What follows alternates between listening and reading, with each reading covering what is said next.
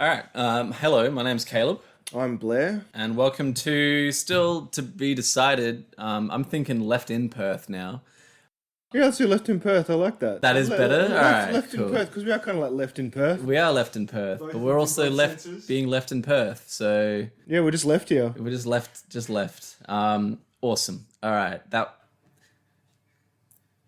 Cool. All right, let's move on. Thank you, everyone. Yeah, awesome. So today we're going to be talking about the Scarborough Gas plan being ruled invalid by federal court, Dan Andrews' resignation more broadly in Australia, the writers' strike going on in the USA, and of course some other stuff.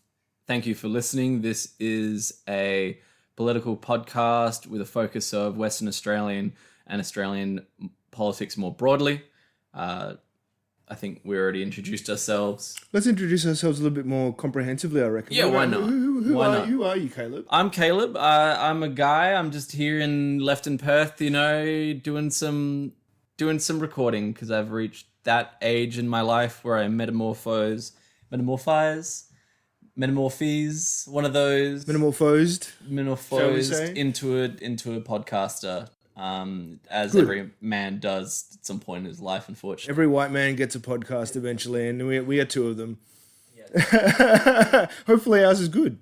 Yeah. Sorry, everyone. And Blair, how about yourself? So I'm a member of Socialist Alliance. I'm also a member of a workers' cooperative called Friendly Computers. I do a lot of activism around Perth and WA and all that stuff. I lived in Sydney for a long time. Did a lot of activism there. Got to see what the East Coast is like. Yeah, and so it's a lot of fun. Awesome. Politics is fun. That was a much better introduction. It wasn't depressing and sad, so I like that. Let's get into the news. Let's do it. Awesome. So first up, we got Scarborough Gas's environmental plan has been ruled invalid in court. Finally. Which is pretty cool. So it had been approved and then rejection or hearing was made in federal court by Raylene Cooper, a traditional owner in the area. And was found that she was not properly consulted, meaning that the environmental plan was void. Yeah, it was just foisted on them, wasn't it? Like the company just kind of went ahead and didn't actually consult with the traditional owners of the land. Yeah, I mean, I think that's pretty... From what I've heard and from what I've seen when I was up in Karratha, that seemed to have been a pretty common thing where it was a small subsection of the community who was consulted about all of this mining. Whoever would rubber stamp it and just let the mining go ahead, basically. Yeah. So that's pretty cool that it was actually heard and that it went through. That's pretty awesome, and I hope that sets more of a precedent for these kinds of hearings. I think it should, because that's the way our legal system works. Now we've got a precedent for these companies being denied environmental assessment approval.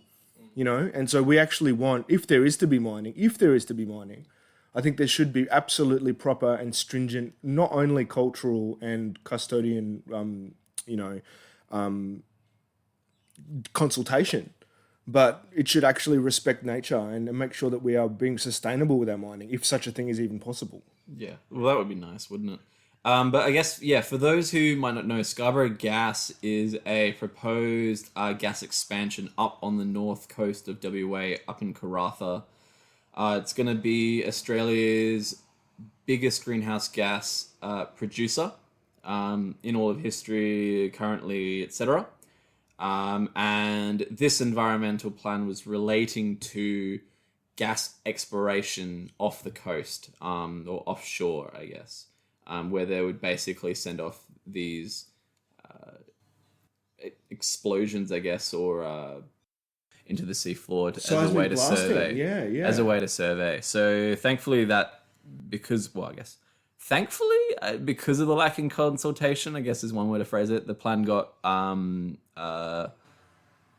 rejected indefinitely. So I imagine this will get back on track before long and they will be underway, but hopefully they can be delayed for longer. And ideally the whole project can be scrapped because we're not going to be producing any more greenhouse gas producing projects We should be transitioning away, and we're building the biggest one in Australia's history. It's ridiculous. Expanding it to be the biggest in Australia's history, sorry. Yeah, look, I was involved in the Adani campaign as well over East, and we did a good job in just throwing as much muck on them as possible. You know, like we really, really need to be fighting for a sustainable and ecological future.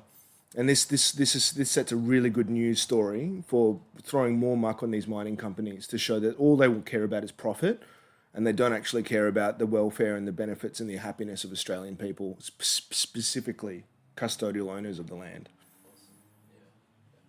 No, yeah, and the Adani project, has that been scrapped permanently, or is that sort of just indefinitely delayed, or it's sort of in this weird quagmire I've seen, right? It's a huge quagmire. Like, it's gotten into, like, it probably won't ever go ahead, but not because of, like, official, sanction or anything, like, it won't, because we fought tooth and nail, like, even did occupations of banks and things and that sort of stuff. Like, we managed to get all the banks to turn away from it. I don't think they can get the funding that from delayed Australia. for so long, and then there was that absolutely bizarre financial conspiracy almost by one of the head. It was corruption, absolutely. Finances from India. It was a whole weird thing. Look into that. I can't remember his name, but he ended up this supposed billionaire. It turns out his whole net worth was practically invented, which is why they were seeking so much investment from banks and the government in Australia. That would have been a huge mine. Would have been one of the biggest mines in the world in the Southern Hemisphere. Yeah. So it's good that one's been delayed, but I guess we'll see with the Scarborough Gas plant goes ahead. And as well with this surveying off the coast, and more broadly with this gas expansion, the impacts that would have had on the whale migration routes there. Obviously, they communicate through sound, as we do when you're just setting off these massive explosions, because they're so sensitive to it. That effectively blinds them, and has been debatedly linked to whale beachings and things like that, due to submarines and just sonar in general. But yeah, so that's pretty awesome. That's been delayed indefinitely. Hopefully that stays delayed, and that project ends up in the same way that Adani is currently in. Absolutely, yeah. We need to save our songlines. Save our songlines. If you want to, we'll talk more about that at the end of the show. But of course, if you want to get involved in stopping the Burrup Hub and want to learn more, please check out Stop Burrup Hub on Facebook or Instagram. I think they have a TikTok as well. Disrupt Burrup Hub, Disrupt Burrup. Yeah, it's gone through so many. Anyway, Disrupt Burrup Hub. All right, all right, DBH. Cool. Yeah, check it out. It's a good project. They're making a lot of waves.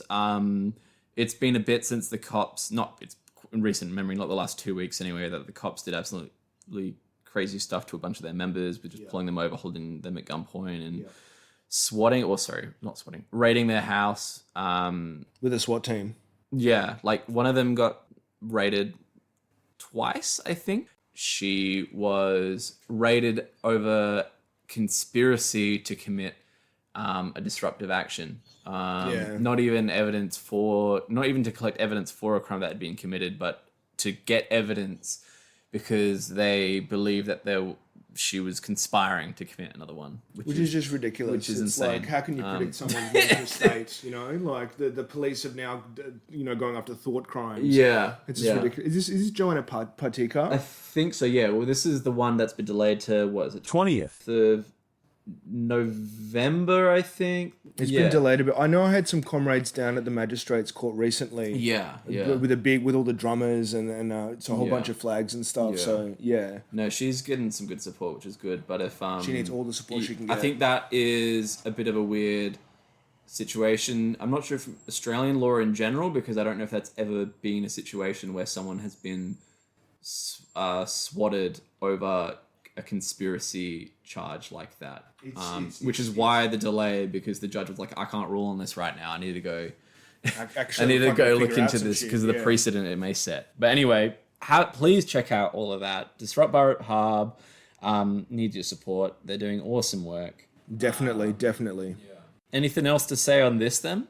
I'd say stay across the news with respect to custodian battles against the mining companies. You can always find this stuff in the ABC News. It's really good. I still trust the ABC News on this issue.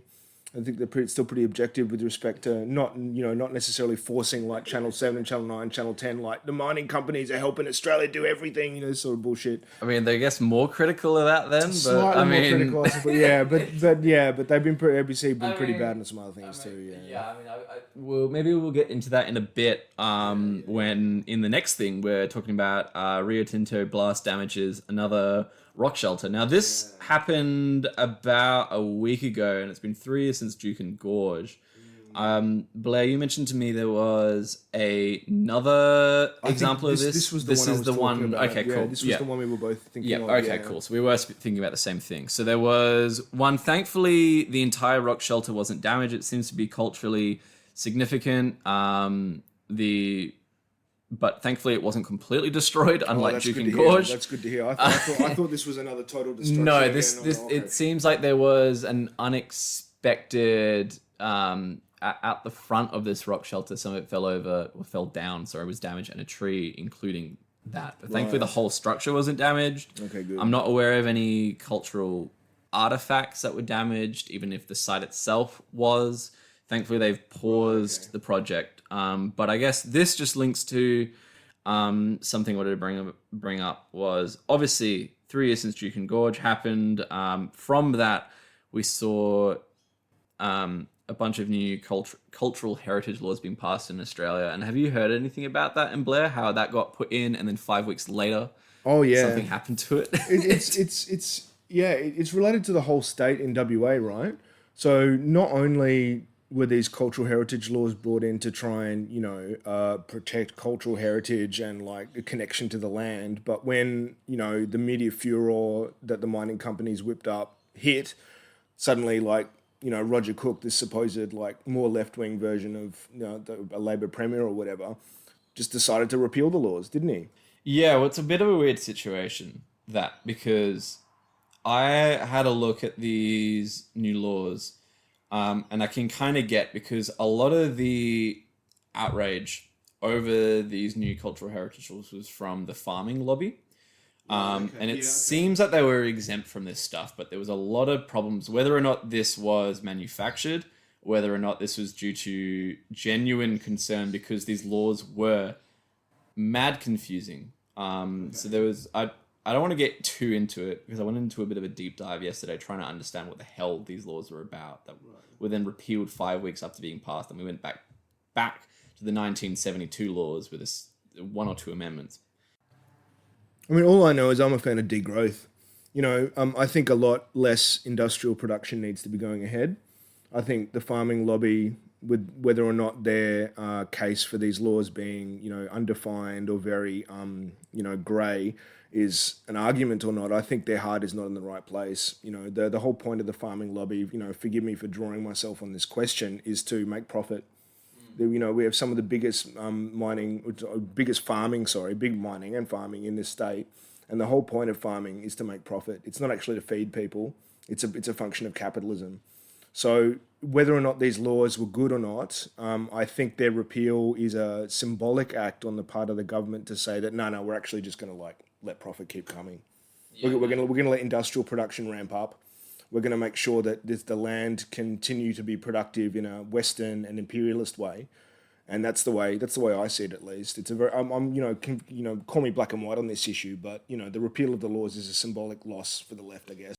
It definitely is a symbolic loss to just simply go back to the 1972 laws. Now, apparently there is some more well-constructed laws being thought out. Good to hear. But whether or not they stick, whether or not they end up being highly controversial, etc. Yeah, because they weren't popular among a significant segment of the First Nation community, because they didn't actually protect cultural heritage sites. Right. Okay. Well, they could have, but the minister for I can't remember a specific topic. One of the ministers that was in charge of this portfolio had the final say about these things in disputes. Was that David Whitby? Reece Whitby, the environment minister, right? Would that be him? It might have been the environmental minister, but I'm not for sure. But so anyway, farmers weren't happy about them being concerned that they couldn't dig a hole on their land because it might potentially damage a cultural heritage site, which is just insane. But like the laws were confusing, so maybe that was a source of genuine concern. And then those who are actually wanting to preserve cultural heritage sites were not happy because they didn't actually have the power to actually say no, these sites should, they're protected. Don't actually do that, when the minister can just say, yeah, no, we're gonna mind that now. It doesn't matter. Yeah. So fingers crossed something better comes out. So Jukin Gorge doesn't have a repeat. Another rock shelter doesn't get blasted accidentally. Yeah, fingers crossed. I just wanted to bring up those cultural heritage laws because I think it's just insane that they got passed on put in effect on July 1st this year, 2023, and then 5 weeks later were repealed. Yeah. And we went back to the 1972 laws. Back 50 years ago. So it's just like... whatever. Because they were so atrociously constructed, these 2021 ones. But in any case, I think the principle to uphold is that the environment is sacred, whether or not in a completely scientific and non-spiritual sense. From my perspective, and the environment is something we should be protecting, and our human connection to the land is more important than profit. Yeah, that makes sense. I like that. That could be a slogan, maybe.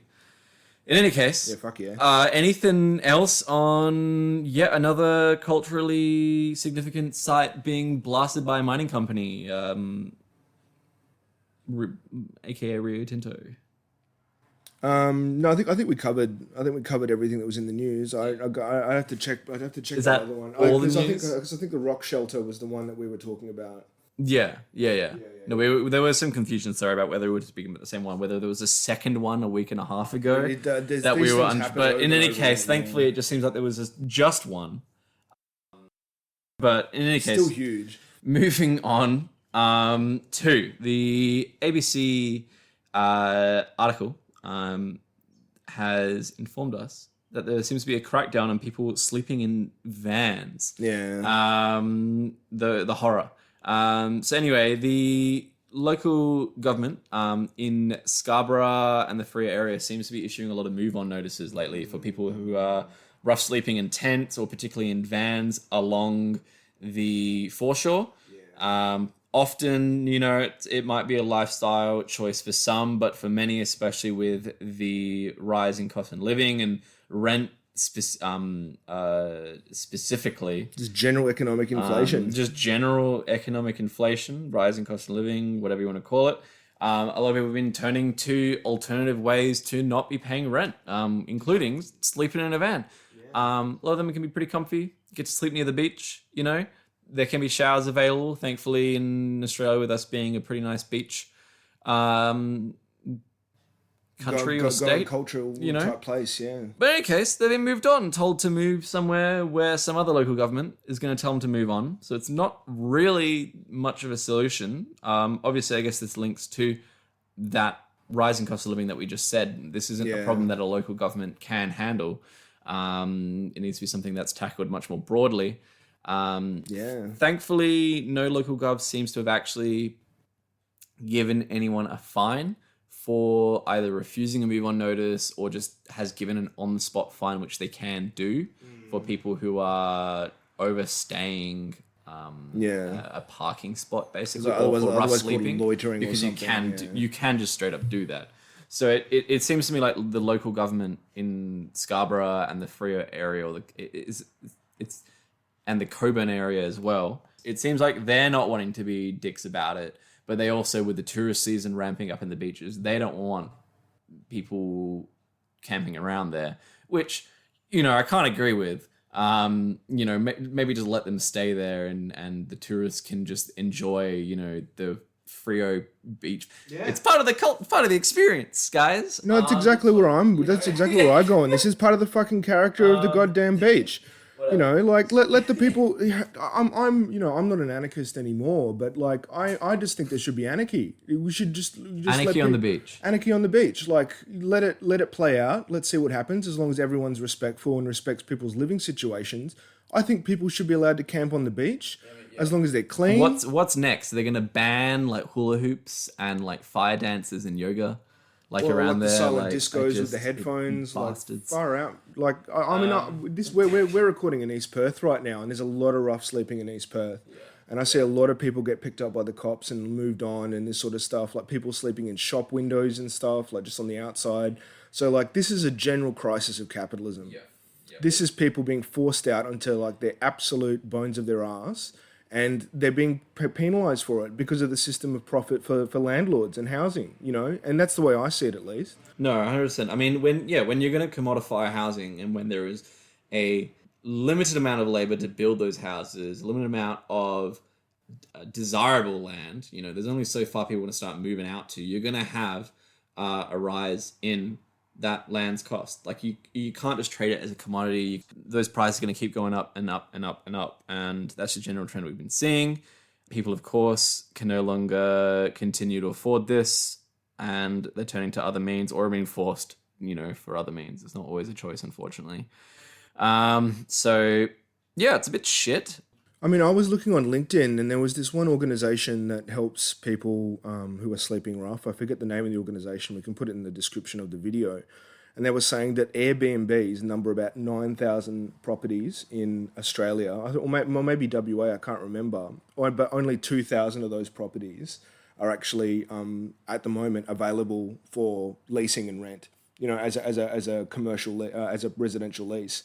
So that's crazy. Airbnb is actually forcing up the price of these houses. So this sort of like air economy or cloud economy that we're trying to build is actually just another form of landlordism and rent seeking.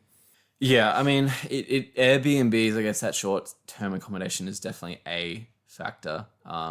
But yeah, it's all just linked to that profit seeking. Like when whether Airbnb stopped existing for whatever reason, we're still going to be seeing these issues as people, whether they're just a retiree or a bank buying up properties to then be used as a way of rent seeking. Like you're just going to start seeing these problems. Just an upward transfer of wealth, basically. Yeah. With one of the obvious cost in rise in living in the past, 3 years, or I guess dramatic increase in the rate at which the cost of living has been increasing.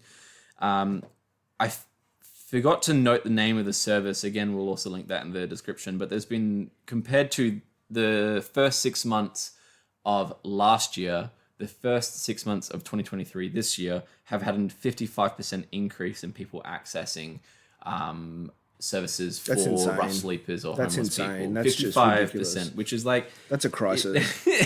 It way too many people are simply not able to cope with this. But that's also as intended with these interest rates. Like that is the economic intention, like is to siphon off a bunch of extra cash to slow down that inflation, squeeze that money supply a bit. And if the unintended consequence of that, or I guess intended consequence of that is people stop having so much money to spend on rent that they have to go homeless, well then awesome. They've limited the money supply in the economy. That's as intended. That's the system working as the pie being it has to it has to actually happen in order for this economic system to work. This is normal. For profit to increase, you have to increase the reserve army of homeless and labor, of unemployed labor. Yeah, or even just to be maintained. Yeah, just to maintain the rate of profit, it has to increase anyway. Like it's just ridiculous. We need to end the landlord class. So yeah, well, I forget the name of the service, but there is a great volunteer service going on in the Rio and Coburn area that you can get involved in. I'll link it in the descriptions. Apologies for forgetting the term. That is helping to connect to rough sleepers or homeless people or whatever term you wish to use, and get them in contact with services, whether that be getting in to the unfortunately long waiting list for government housing, getting them into contact with services which can provide food and clothing and whatever other things they may need. I know they also run cleaning and showering services in one of their facilities, for example, for people who would otherwise not have access to these things. So I'll link that. Again, apologies for forgetting their name. Because I know there's Tranbies down here. I know there's okay, Tranbies down here near the Socialist Alliance Party office, or the Builder Activist Centre, otherwise known. Which is at next to McIver Station as well. It's next to McIver Station, yeah. So there's showers there. You can get a feed. Yeah. So thankfully those services do exist, but yeah, it's a band-aid solution. Yeah. We need people in stable, long-term housing in order to make sure they can flourish. Yeah. But I guess more immediately, if you're wanting to help assist and get people in contact with these services, because a big issue, if you weren't aware, is when people find themselves in this situation, unexpectedly homeless, which I guess is probably most of the time. You're not aware of these services because you've never thought about it. You're probably not been someone who's been thinking about the homeless issue. You might be aware of it, but you've never bothered to look into that. So you're not aware of these services. No. So getting people in contact with these is a huge help, helping to prepare meals, helping to fundraise, etc., etc. More hands are always needed for this endless work under the system. So please check out the description for the group, which I forgot the name of. Yeah, well, we'll stick a whole bunch of links in there. Yeah, whatever we made reference to, I suppose we can do it. Awesome. Okay. Well, I think then we can move on from what's going on in Western Australia and move on to what's going on in Australia. Nationally, yeah, sure. Awesome. Okay. So, Dan Andrews resigns. Shock horror. Another domino. It's weird. Yeah. Is this like, are they all just facing emotional burnout, or is this just like, is this an intentional thing by the Labor Party? What do you think? I guess more before we get to that, I guess what's your response, Blair? To my Dan response Andrews' is resignation? it's much easier to be a bank executive or mining company consultant than it is to be, let's say, the executive part of Parliament. So the Prime Minister or the Premier in these parliaments is the executive, as you know. And the executive is inside the legislature in a Westminster system, like the one that we have, regardless of the fact that we have, sort of like independent judiciaries and that sort of stuff that doesn't exist in the official Westminster system. But I think the pressure of trying to negotiate between capitalists and trying to fix some sort of movement on any issue is very difficult when you're a premier. And so I think the job itself is not hard, I don't think it's hard to be a premier because you've got a whole suite of bureaucrats underneath you who kind of just do the work for you, and you kind of just say, I want this to happen, and they do the job for you. So I think it's just easier to be a capitalist than to be a politician. And I think they'd much prefer to be richer than they would to be, say, someone who has the veneer of trying to be a democratic governor. Yeah, we're referencing Mark McGowan for those who don't know who started working. Was it Rio Tinto or was it Woodside? He's gone to BHP. BHP, okay, yeah. He after saying he is, to be completely honest, I'm exhausted, or something along those lines. Nothing in the tank or something. Or maybe that was Jacinta Ardern. No, it was McGowan. Wait, what? He said, I got nothing in the tank. Oh, okay. But that might have been another Labor, the Labor Prime Minister of New Zealand did the same thing as well. That was her, I think. That was her instead, but McGowan did have a similar line. But in any case, he's then gone on to work for BHP. Dan Andrews, are we expecting the same thing? I mean, I think there's the exact same response, which is I'm burnt out. I've had enough. I think I'd rather be rich and have an easy job. I think that's what they say. I think that's what they honestly believe in their heart of hearts. Yeah. So you don't necessarily think this is a purpose or intentional series of step downs promoted by the federal Labor Party, which some people are discussing as a potential source to get rid of these COVID lockdown premiers or faces. I don't know. And then have someone who's the public who haven't associated these things, because my genuine feeling is that these people are lazy. Just lazy. In fact, think about it. You and I are on the streets all the time, organising as activists. I mean, we live and breathe this, you and me, and like, look, I don't want to take we would credit. do anything to get into Parliament or affect some political change through some democratic body. Okay, maybe why are we doing this then? Because we could just join the Labour Party. You're right, Blair. We should do that. That is a good point. We'll be much more effective there. Not in the Labour Party, obviously, but like you and I would jump at the chance to do any effective change as a minister. 100%. Look, okay, maybe I don't 100% agree about them being lazy. The job seems pretty stressful and busy. Even if you're getting a lot of lackeys to do sort of the grind. In terms of media scrutiny and public expectations. Well, then you'd make it great. You should just join the Liberal Party because, join the Liberal Party. Ooh. I think you'd do very well with that attitude. But in any case, it doesn't seem like you think this is a intentional. I don't think there's any machinations by the behind this, by to the be Federal honest. Labour Party. No, I mean, he had a pretty tough run, and he was a real disciplinarian for the COVID stuff. But then again, they were over east. Remember, we had a much easier time here in WA, and we actually had sort of a referendum on COVID and the way it was being dealt with Mark McGowan, and we ended up with the two houses of Parliament. Being a facsimile for him. His actions. No, but give me your take though. I'm interested to know. If it is machinations within the Labor Party to sort of get people in who don't have this legacy of like hatred against them because of COVID, what's the game plan there? What would you say if that's your take? Look, I don't necessarily know if it's true, but I don't think it is out of this world. The fact that McGowan has jumped to another job with BHP so quickly after saying he's burnt out. This man has been a career politician for a long. He was one of the longest serving leaders of the Labor Party in WA. Yeah, he was he's been around since the early 90s, I think. But then again, COVID, it was a crazy time. I imagine the stress they put under has been genuinely horrific.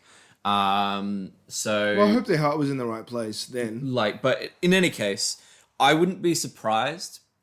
If the Labour Party federally is gone, all right, we want to keep the Labour Party's current popularity, but we want to give a well enough time before the federal election for these people to settle in. Where we get them settled in, everything's running smoothly right now after COVID, let's go with it.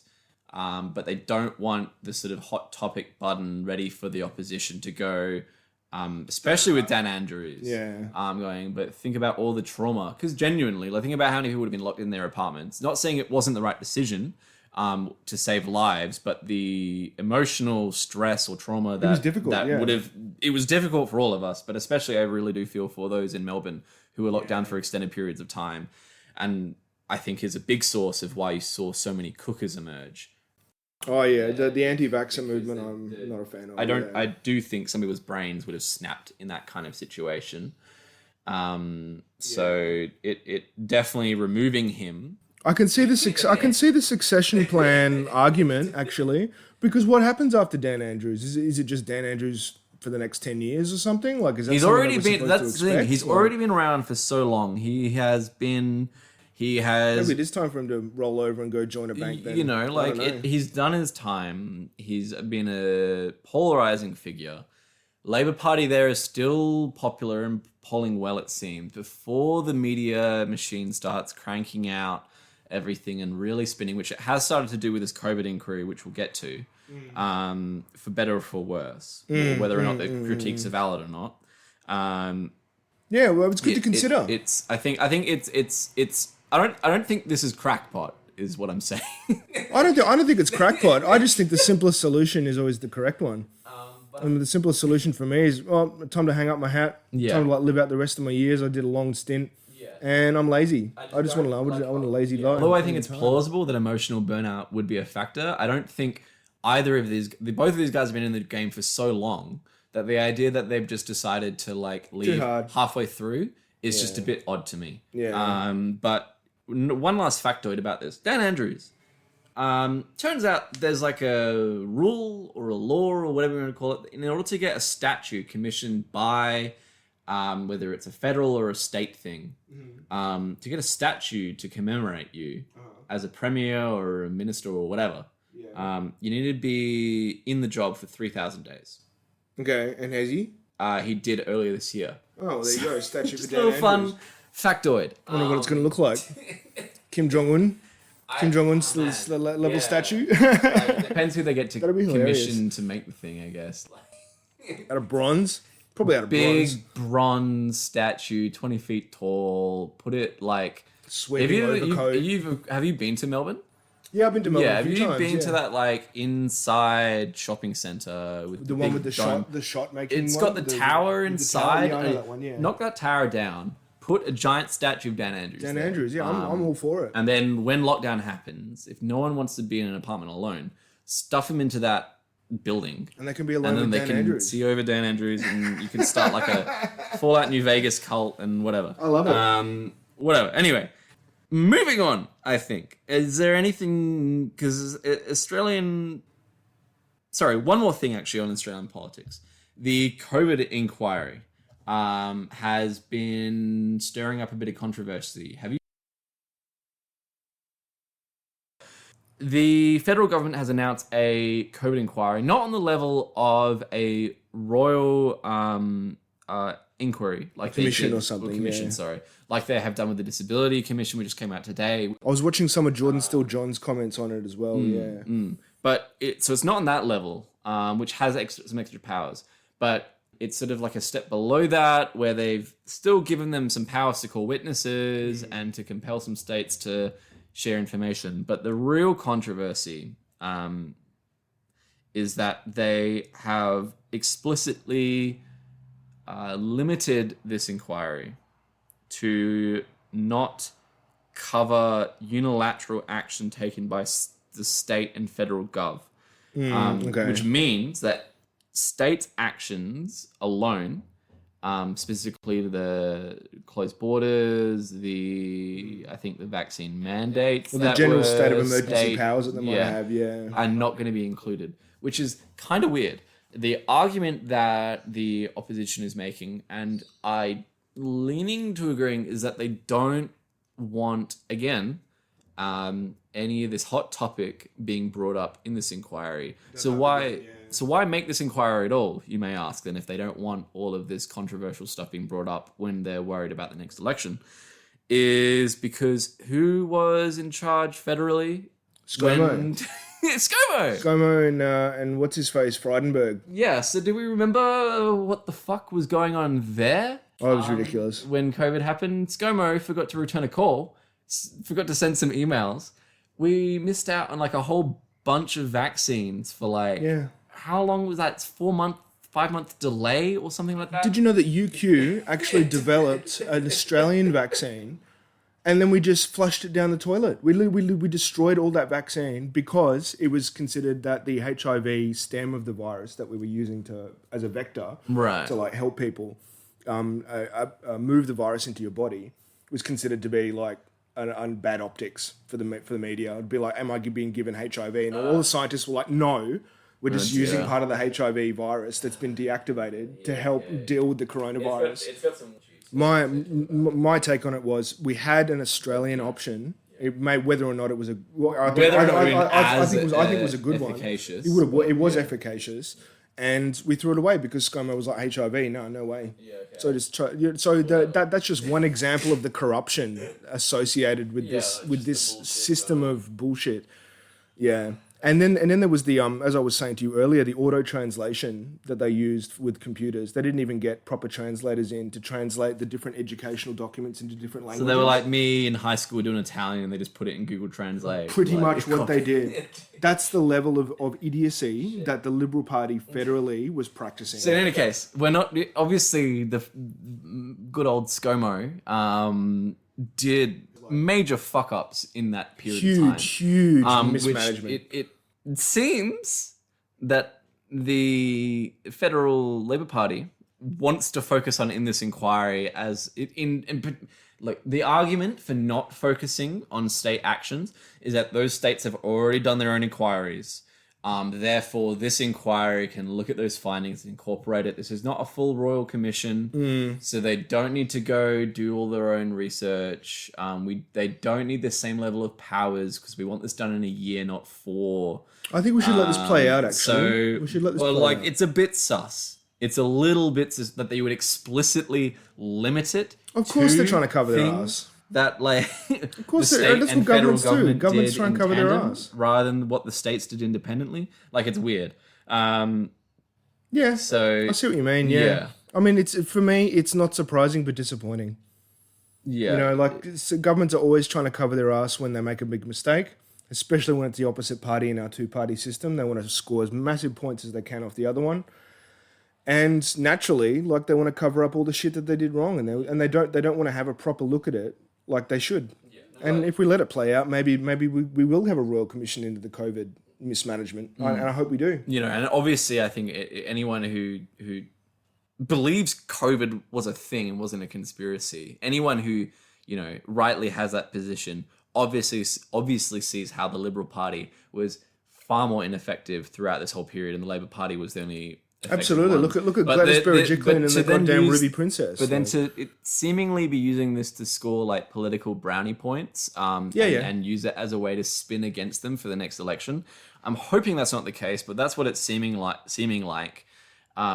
what I see, at least. It's just shit. Like, we're meant to be using everything we've learned here to stop another goddamn pandemic or epidemic within Australia. Yeah. And it just seemingly being spun like this by both political parties, of course. It's not like Labor's the only one. Welcome to politics, Caleb. Yeah.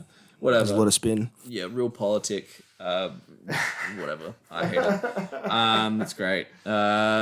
Helping people, no. That's secondary to winning. Helping people like flourish and manage their own lives and practice freedom. No. Die from a virus. No. We're here to protect business here. We're gonna win the next election. So, but anyway, anything else in this? No, I think we covered it pretty well. Yeah, we covered I know. it pretty well. It's pretty good. Let's pat ourselves on the back. Yeah, I think we did well. Yeah. And by the way, whenever you make a point that I agree with, everyone should know that I'm vigorously nodding. Yeah. And when you say something I absolutely hate, I'm like shaking my head so much. You can't see that, but like if there was a video, there's no thankfully. shaking happening ever.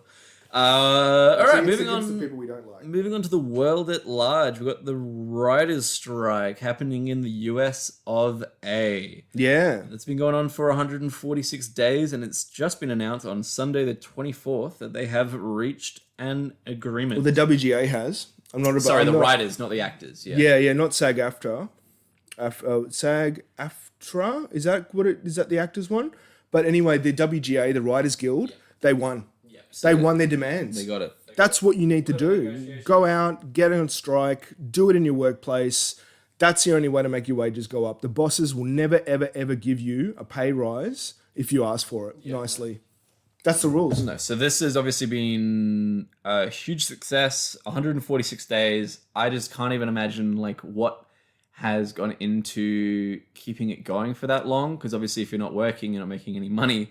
I'd really love to know exactly how the hell they've done this, whether or not there's been some top dog benefactors helping everyone out or whatever exactly how this works. If the union has been saving up this money for this long to keep everyone afloat. But in any case, they have won. So some of the big points I saw was some AI protections, because obviously the strike happened shortly after ChatGPT exploded into the scene and started scaring everyone. Thankfully, it doesn't seem to be as effective right now anyway, as people were concerned. You okay there, Blair? No, I'm good. I'm just having a bit of a burp. Right. Don't worry about me. Cut that out. No, that's fine. I don't think you did. But if you do, nice. But those AI protections are part of the agreement, not to be used in rewriting material or just sort of... Yeah. And whenever it is used, it needs to be obviously sort of... probably flagged or whatever term. A big problem or concern of writers was the lack of royalties. There's some other term, I think, for the writers. Obviously, when you had traditional TV, if a show is re-aired, you syndication, Yeah, is that the term when you get like a percentage from whenever it's re-aired later So it'd on? be royalties from syndication. Okay, sure. Yeah, that makes sense. yeah. You got a percentage from that. However, obviously, those agreements didn't simply transfer over to when things like Netflix and Disney Plus Exactly. and whatever else came on. So that big source of consistent income has just disappeared, which writers were dependent on, because otherwise you're basically jumping from job to job, writing stuff as quickly as possible, scrambling to make sure you can get that paycheck. However, there's royalties coming through. You can more reliably have some source of income coming in. It's about like control of production as well, and making sure that people can exercise proper creative control over some idea or some show. And that's the way those royalties will work as well. Because if you're making sure that you still have some sort of interest in that property, so let's say intellectual property, if you want to call it, that allows the writers to be more democratic in the way that they can exercise their creative control. That's the way I see it, at least. Yeah, well, being economically secure, they're not being such a rat race. Exactly. There's going to be less the race at the bottom. So hope this will, I'd be willing to bet, has a positive impact on writing quality. I think it's a huge in win. Hollywood at large. Very positive news. So just to jump back to that royalty agreement, they got a 50% bonus when watched by 1/5 or more of domestic subscribers of the streaming platform, which is a bit of an odd metric, but like, Could happen. I guess you got to pick one. They do a big show, big pay. I would have thought something that it would have just been a general royalty from the streaming, but I guess they've got to, they wouldn't have just been to get that from the streaming services. So they've probably got some...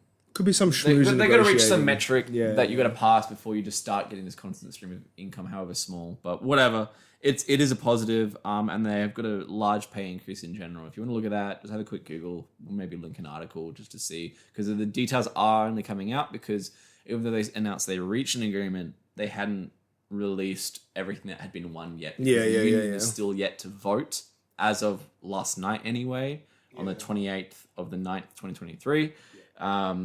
So we don't know the full details yet, but they just announced some of the details, and yeah. I'm really happy. So yeah, that's awesome. Actors Guild still on strike. We'll see how that goes. This should give them a bunch of wind though, and should hopefully totally. force the negotiations and get them. I want to see these studios bleed. Hollywood's full of money. Yeah, no, I mean these insane multi-million-dollar productions happening with like just endless stream of Marvel movies, just this Netflix series garbage that's being pumped out. My and, eyes are people rolling. aren't even being paid royalties, like over stuff they wrote last year. You get like a $2,000 thing to help write a couple episodes, which will take a couple weeks to do, and then you might not get any work for another month because it's such a rat race. And be bit work. It's just insane. So anyway, good on them. Awesome to see. Moving on more worldwide, I just realized that we skipped over what you wanted to talk about, Blair, in Australia with the AMWU and The UU, the United Workers Union as well. Well, let's go back to that, and then we'll move on with worldwide news. Because this is good. This is good related to. This is good because it is related to workers' struggle. So I know a whole bunch of my comrades. I wasn't able to get out there because I've been doing renovations at the Boolaloo Activist Centre lately. But a whole bunch of my comrades have been out on the picket line in Osborne Park for 5 days. And having been out for 5 days, they won 13 point something percent. So do you want to... What industry was this? Okay, so this is chicken processing. This is like Ingham's. So Ingham's chickens, they make nuggets. They make all of the chicken food for KFC, especially with the grand final for AFL coming up. They would have been able to really squeeze profit losses out of the bosses with this strike, given the way it's timed. But because the picket was so strong and because the workers were so resolute, they won 5.12% in the first year, which sort of matches inflation. I mean, then 4% for the next 2 years for each year as well. So that's 13 point something percent over 3 years. They voted for it, so they're happy with it. I'm happy with it because they're happy with it. They originally wanted 6% each year for those 3 years, so they wanted 18%. But to get 13% is a pretty good precedent, to be honest. And these workers are the salt of the earth. These workers are just decent people. Is salt of the earth not a bad thing? No, it's a good thing. that a It good means they're thing? just decent, honest, civil people. Okay, I always thought of salt of the earth as like terrible because when you salt a field, it just kills it forever. No, salt of the earth is a good thing in this sure. case. Salt of the earth, it means like just a humble, decent person who just wants to eke out an existence. Okay. And these people are like a lot of migrant workers. A lot of people have immigrated to Australia as well. So it's actually a really good way to show people the democratic process inside a workplace. I did see that this is an industry that is one of the lowest paid in all of Australia. So this is great to see that they're getting organized, they're taking action. They are, whatever you may think or feel about the animal agriculture industry, however many problems it does have, it is great to see that workers are able to come together, because only by coming together and in this struggle that we're actually going to be able to take collective action and change the system, whether that's more immediate economic goals like this in order to just survive, and ideally to progress past surviving and actually helping to build a better world where all those lovely little chickens aren't turn into nuggets. No, absolutely. My plan for the future, hopefully, is to make sure that we don't have, let's say, unecological animal agriculture. But there is the problem of, animal consciousness and, the sanctity of life that is, snuffed out when you kill chickens and beef and lamb and goats and that sort of stuff. But the only way we're going to be able to get to a vegan society is through the workers, I think.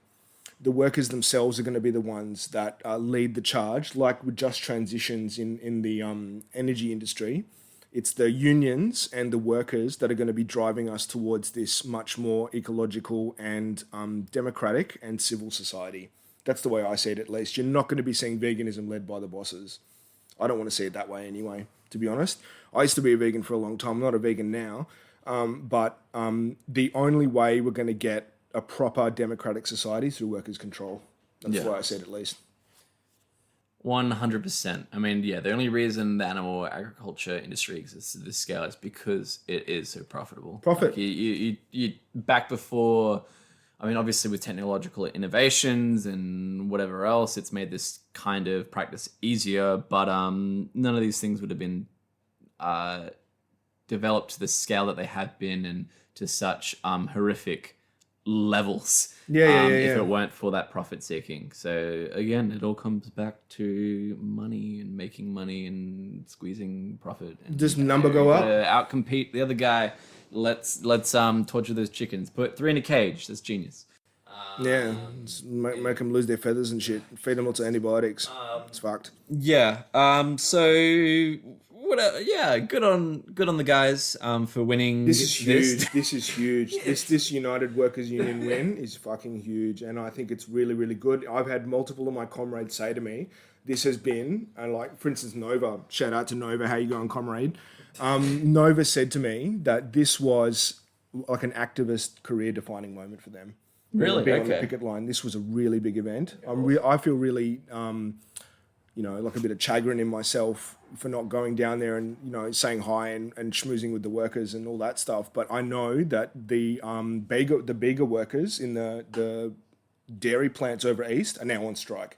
Okay. With the same union. Awesome. With the AMWU and the UWE. I saw that they've been the AMWU, the Australian Metal Workers Union, has been helping out strikes all over the country. They're a really good union. I like awesome. So if you're a metal worker or just someone wanting to help out with this kind of industrial action, check out those guys. Follow their Facebook or their Instagram or go to their website. Websites are good as well. Or just ring them up and be like, "What strikes are on, mate? I want to turn up."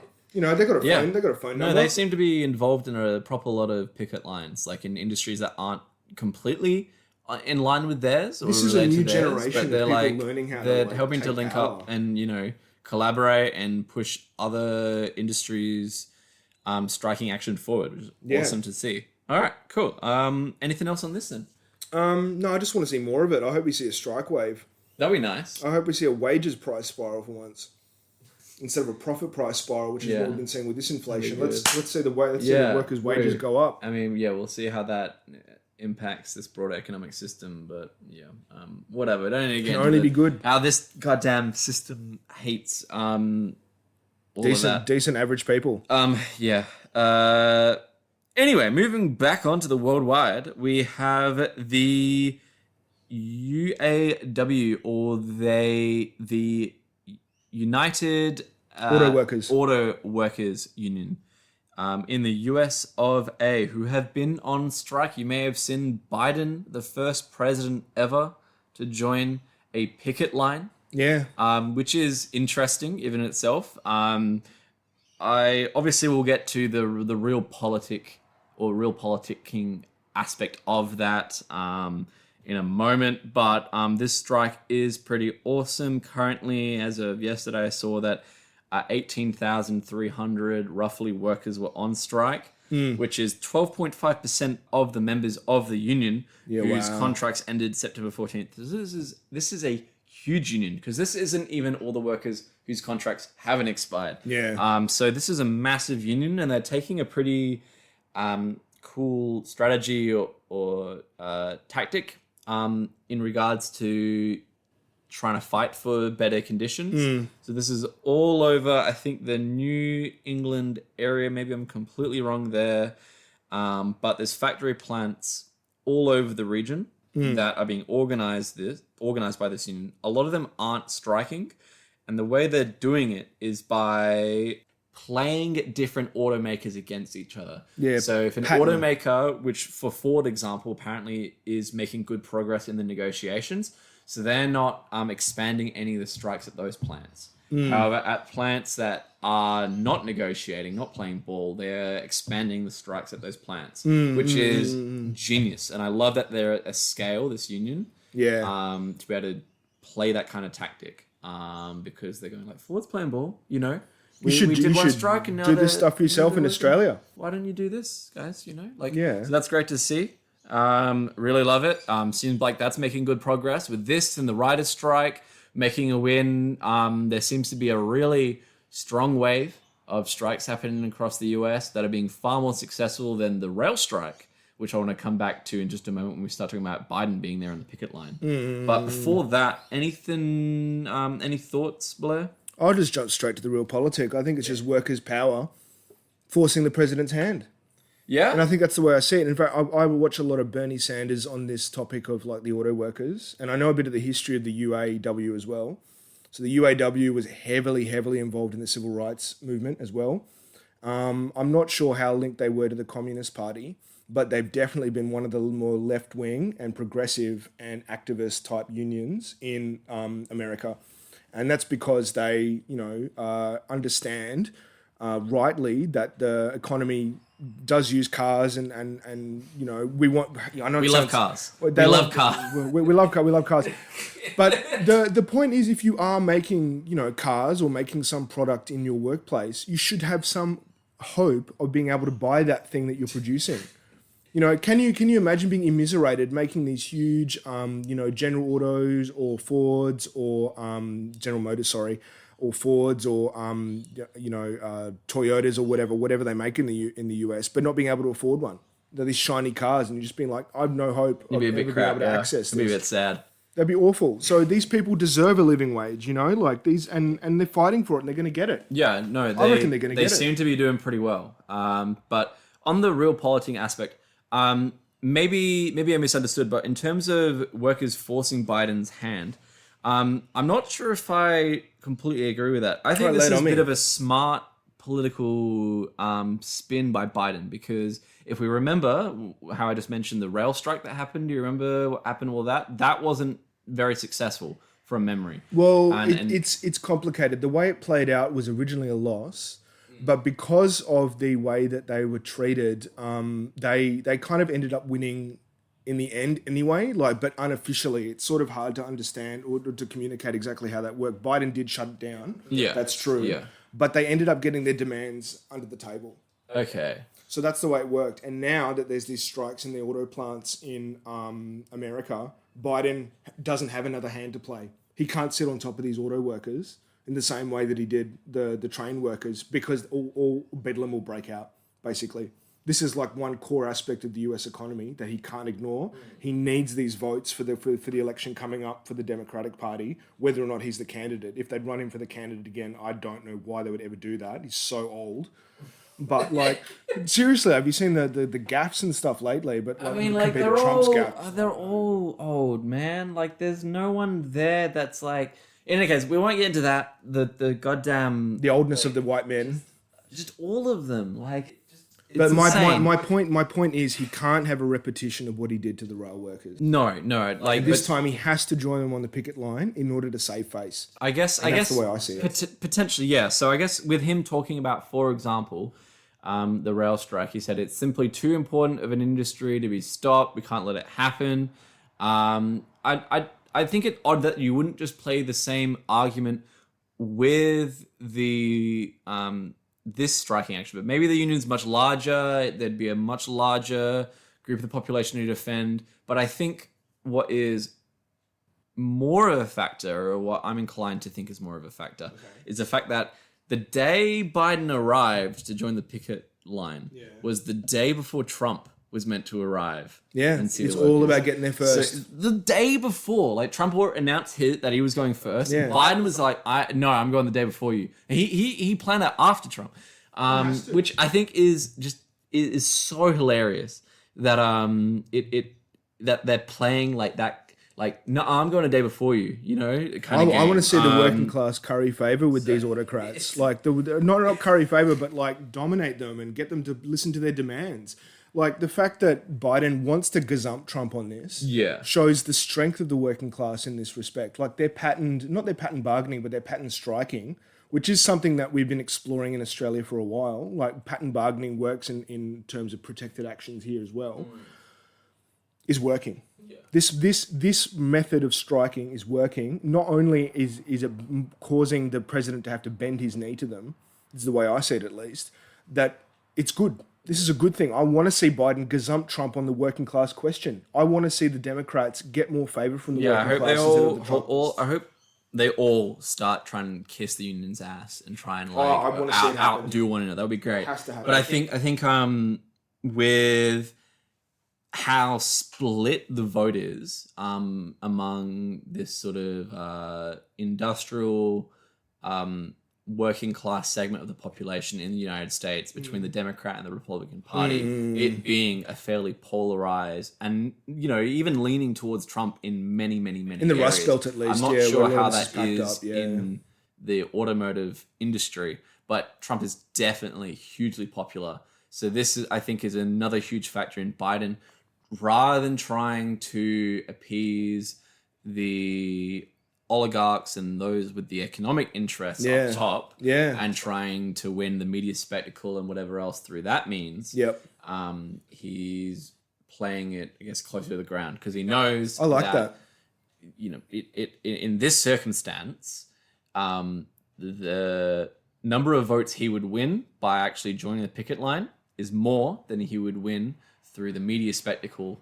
We're trying to stitch up Trump, being able to aid the oligarchs and whatever they would then help him out, make sure he absolutely, yeah. So I think this is a purely pragmatic. It's not like he's it's purely pragmatic, but I do want to see some pragmatic populism. Yeah, no, I want to see that.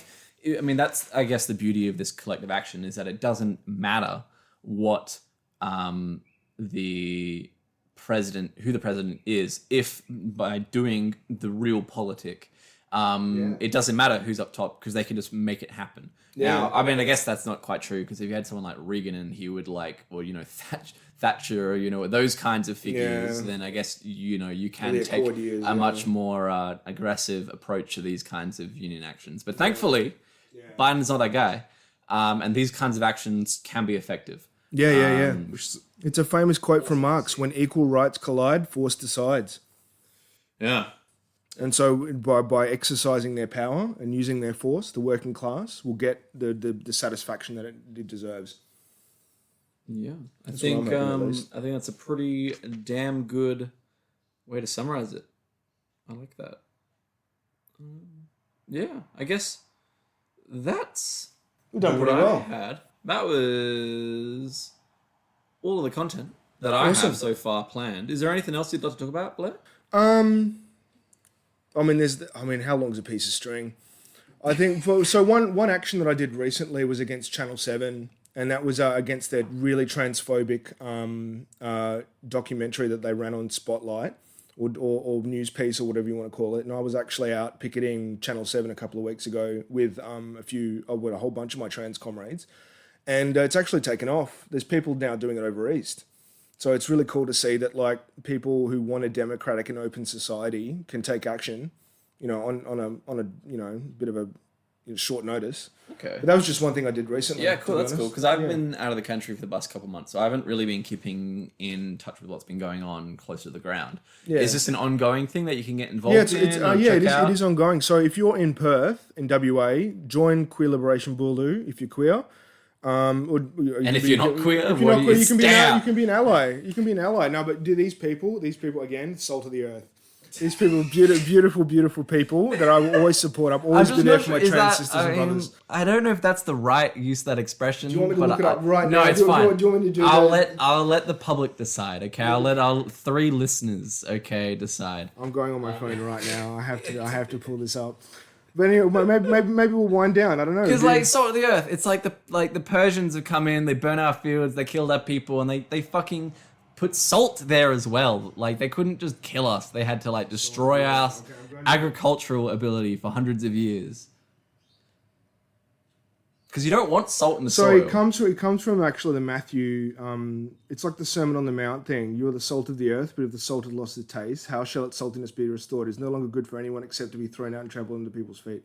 Hold on. It doesn't sound good. The positivity towards salt in this phrase conflicts with many other uses of the word salt, which has also been used to express negative concepts.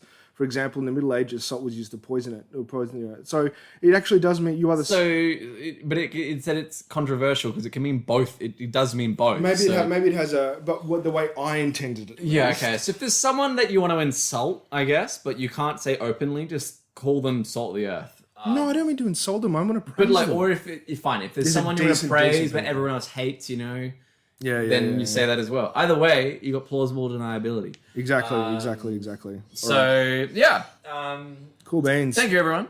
Don't forget to share this podcast with everyone that you think would find it interesting. We're going to try and make more. Yeah, I'm hoping every 2 weeks. Ideally, might be happening every 3. Otherwise, on the slow points. But otherwise, left in Perth. Just left in Perth. Thank God. But not left behind. Not left behind. Not left behind. Just left here. Just left here. Just left in Perth. Yeah. In any case, call to action. Please check out the goddamn Disrupt Burrup Hub.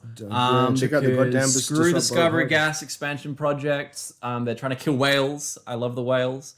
They are trying to destroy this planet with more greenhouse gases.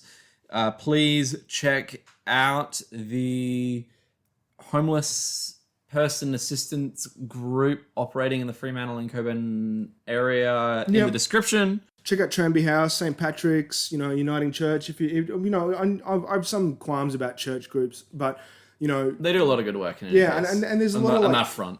I mean, there's even soup kitchens that get run informally by some of my comrades, like Cody Jensen, who's a CFMEU organizer.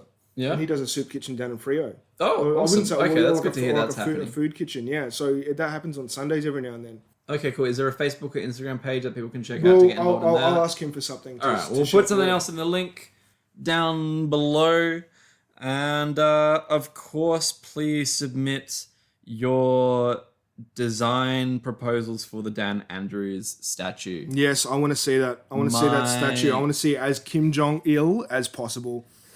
Like hand reaching. He's got the glasses. Future. You could make it work. Anyway, my name is Caleb. I'm Blair Vidak. Thank you for listening. We've been left in Perth. Come and fucking save us. Yeah.